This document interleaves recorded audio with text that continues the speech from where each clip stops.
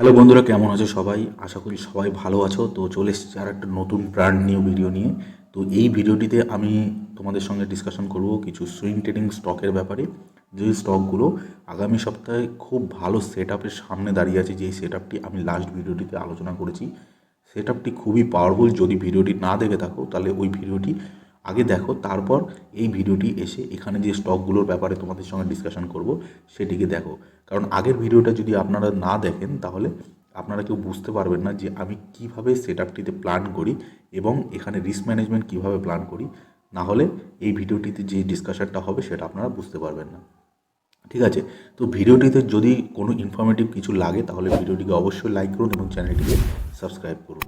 ঠিক আছে, তো সবার প্রথমে আমি ডিসকাশন করব আমার পোর্টফোলিওতে একটা স্টক ছিল। সেই স্টকটি অলরেডি টার্গেট দিয়ে দিয়েছে আমাকে লাস্ট ফ্রাইডেতে। তো সেই স্টকটি আমি মান্থলি টাইম ফ্রেমে নিয়েছিলাম এবং সেই স্টকটি অলমোস্ট আমাকে টার্গেট দিয়ে দিয়েছে। লাস্ট ফ্রাইডেতে আমাদের টার্গেট অ্যাচিভ হয়ে গেছে, তাও ওটা উপরের দিকে যাওয়ার চান্স আছে। কিন্তু আমার যে সাইকোলজি মেনটেন করে যেই রিস্ক রিওয়ার্ড রেশিওতে আমি কাজ করি, সেই রিস্ক রিওয়ার্ড রেশিওতে আমার টার্গেট অ্যাচিভ হয়ে গেছে। তো এই স্টকে আর বেশি দিন থাকার কোনো দরকার নেই। সাইকোলজি মেনটেন করতে হবে এবং যেই টার্গেট আপনার ফিক্স থাকবে সেই টার্গেটেই বেরিয়ে যেতে হবে। ঠিক আছে, তো আমি এখানে ইনভেস্টমেন্ট কোনো প্ল্যানিং বলছি না। ইনভেস্টমেন্ট প্ল্যানিং থাকলে তাহলে সেটা লং টার্মে অনেক দিন হোল্ড করে রাখতে হয়, কিন্তু আমি সেটা করছি না। আমার নির্দিষ্ট একটা টার্গেট আছে, যেমন 1:2, 1:2.5 থেকে 1:3। ঠিক আছে, তার বেশি আমি প্ল্যানিং করি না। এর মধ্যে আমার 70-80% একটা ট্রেডে হয়ে যায়। ঠিক আছে, তো সবার প্রথমে আমি ডিসকাশন করব আমার যে ট্রেডটা টার্গেট অ্যাচিভ করেছে সেটাকে। তারপর আমি ডেলি টাইম ফ্রেমে কিছু স্টক তোমাদের সঙ্গে শেয়ার করব, যেটা আগামী দিনে মানে আগামী সপ্তাহে সেটা একটা প্ল্যানিং করা যেতে পারে সুইং ট্রেডিংয়ের উপরে। ঠিক আছে, তো সবার প্রথমে দেখে নিই এই যে স্টকটা, এই স্টকটা 1 অক্টোবর 2024 একটা ক্যান্ডেল ফর্ম করেছিল, যেটা হচ্ছে হ্যামার ক্যান্ডেলস্টিক প্যাটার্ন। আমি এর আগের ভিডিওটিতে ডেলি টাইম ফ্রেমের উপরে যে সেট আপটা বলেছিলাম সেটা ডেলি টাইম ফ্রেমের উপর। এটা হচ্ছে মান্থলি টাইম ফ্রেমের উপর। মান্থলি টাইম ফ্রেমের যে সেট আপটা, সেটার এন্ট্রি এক্সিট আমি এখনও পর্যন্ত চ্যানেলে ডিসকাশন করিনি।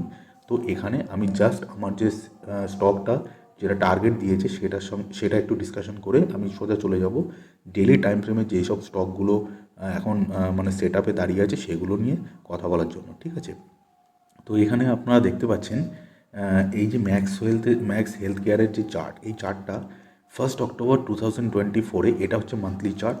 ঠিক আছে, এটা হচ্ছে মান্থলি চার্ট, আপনারা দেখতে পাচ্ছেন।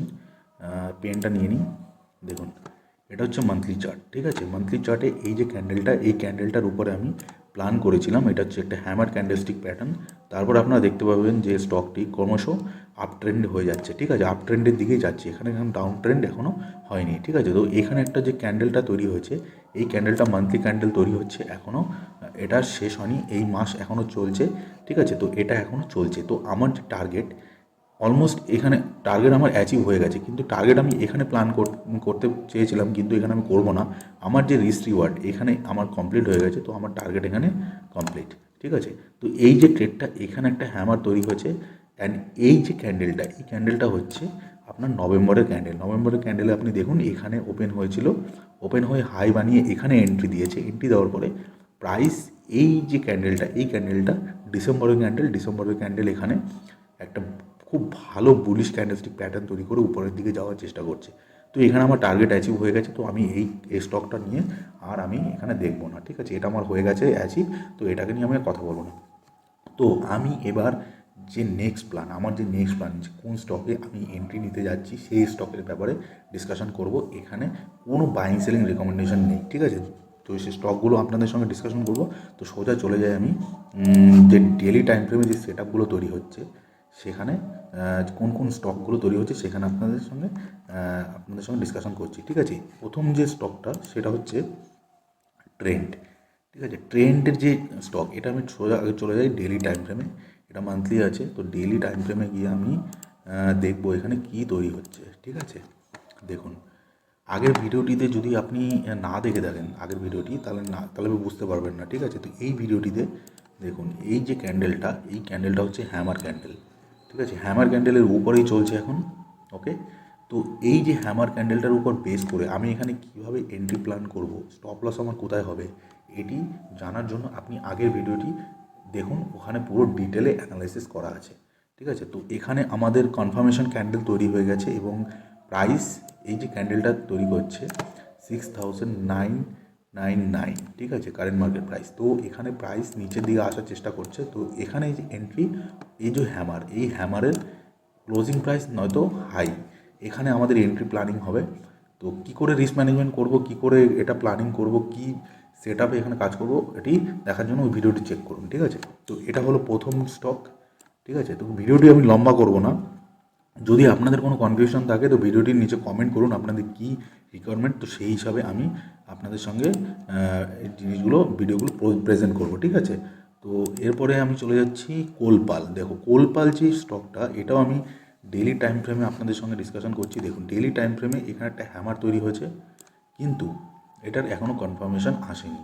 ঠিক আছে, এবার কিসের জন্য কনফার্মেশন আসেনি সেটা কি করে বলবো আপনাদেরকে, তাও একটু বলে দিই। দেখুন এই যে হ্যামার ক্যান্ডেলটা, এই হ্যামার ক্যান্ডেলের উপরে এখনও কিন্তু ক্লোজ দেয়নি। আমাদের চাই এই হ্যামার ক্যান্ডেলের উপরে একটা গ্রিন ক্যান্ডেল, ঠিক আছে, হাইয়ের উপরে ক্লোজিং চাই, তারপর রিট্রেসমেন্টে আমরা এখানে হ্যামার ক্যান্ডেলের হাইয়ের উপর নয়তো ক্লোজিংয়ে আমরা এখানে এন্ট্রি করতে পারি। ঠিক আছে, তো এ হলো কোলপালের ডেইলি চার্ট। তো এই দুটো স্টক আপনারা আপনাদের ওয়াচ লিস্টে রাখতে পারেন। তৃতীয় যে স্টকটি হচ্ছে সেটা হচ্ছে গোদরেজ সিপি। ঠিক আছে, এই তিনটে স্টক আমার র্যাডারে এসছে। গোদরেজ সিপিতে দেখতে পারেন, দেখুন দেখাচ্ছি আপনাদের। গোদরেজ সিপিতে এটাকে ডিলিট করে দিই। ঠিক আছে, গোদরেজ সিপিতে দেখুন এই যে ক্যান্ডেলটা এখানে সেট আপটি তৈরি হয়েছে। ঠিক আছে, আমার র্যাডারে যেটা এসছে এই যে ক্যান্ডেলটা, এই ক্যান্ডেলে সেট আপটি তৈরি হয়েছে। এখন এই ক্যান্ডেলের হাই অ্যান্ড লো মার্ক করতে হবে। কনফার্মেশন ক্যান্ডেল চলে এসছে, এন্ট্রিও দিয়ে দিয়েছে।